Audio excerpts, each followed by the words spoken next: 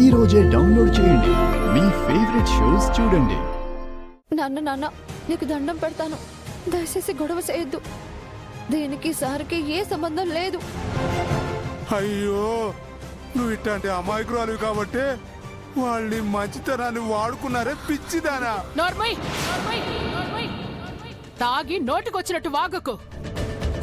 మా మంచితనాన్ని అవకాశంగా తీసుకుని మా ఇంట్లో శాశ్వతమైన స్థానం సంపాదించాలని ప్రయత్నిస్తోంది నీ కూతురు. మంచితనం ముసుగులో మాయ చేసింది, అందుకే తరిమేశాము. అమ్మా మా గంగ మీద అట్లాంటి అబండాలు వేయకండమ్మా. మీరు నా ఇంటికొచ్చి ఇదే మాట అన్నారు. అప్పుడు కూడా నేను ఇదే చెప్పానమ్మా, నా కూతురు నిప్పమ్మా నిప్పు. అందుకేగా మా ఇంట్లో చిచ్చు పెట్టింది. శుభమా అని మా బావగారి పెళ్లి ఏర్పాట్లు చేసుకుంటుంటే ప్రధానం చీర దొంగతనం చేసి తీసుకెళ్లిపోయింది. అయ్యో లేదమ్మా, నాకేంటి తెలియదు. ఆ చీరని అకాడమీకి ఎవరో వేరే వాళ్ళు తీసుకొచ్చి రుద్ర సార్ పంపించారు అని ఇచ్చారు. చూసారా, ఇది కూడా మీరు పన్నెండు కుట్రే. అసలు మీ కుటుంబమే తేడా.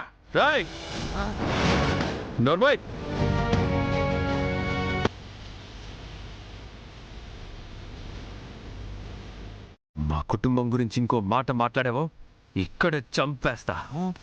మమ్మల్నే ముందు నీ కూతురు నువ్వు అదుపులో ఉంచుకో. మేము చీ అని గెంటేసిన మా బావ చుట్టూ తిరుగుతూనే ఉంది. వీరు నన్ను ఆపక బావ, మన మంచితనం వాళ్ళకి చేతగానితనంలా కనిపిస్తోంది. రేయ్ పైడ్రాజు, నీ కూతురి ఫోటోలు ఫోన్లో వచ్చాయంటున్నావు. అసలు ఆ ఫోటో ఎలా వచ్చిందని నీ కూతురుని అడిగావా?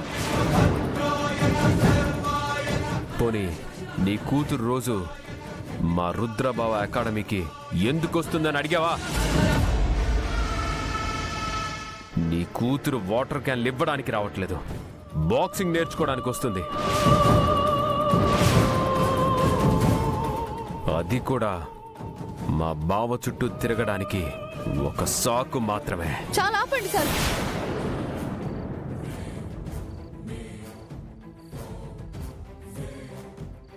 నాను మీలాగా తిన్నింటి వాసాలు లెక్క పెట్టే రకం కాదు.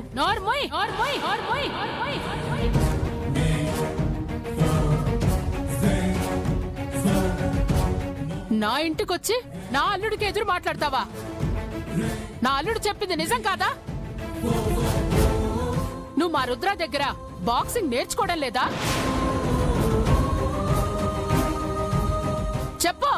శకుంతల, మీరు సమస్యని ఇంకా పెద్ద చేస్తున్నారు. ఇంటి మీదకి గొడవకొచ్చింది వీళ్ళండి. గంగా, ఏంటి మాట్లాడవేటే?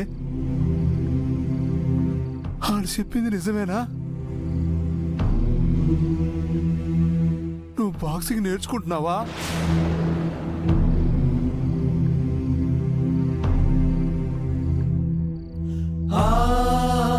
అయ్యో అయ్యో అయ్యయ్యో,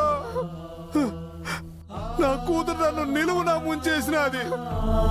నా పొరుగు గంగ పాలు చేసినావు కదా గంగ. అయ్యో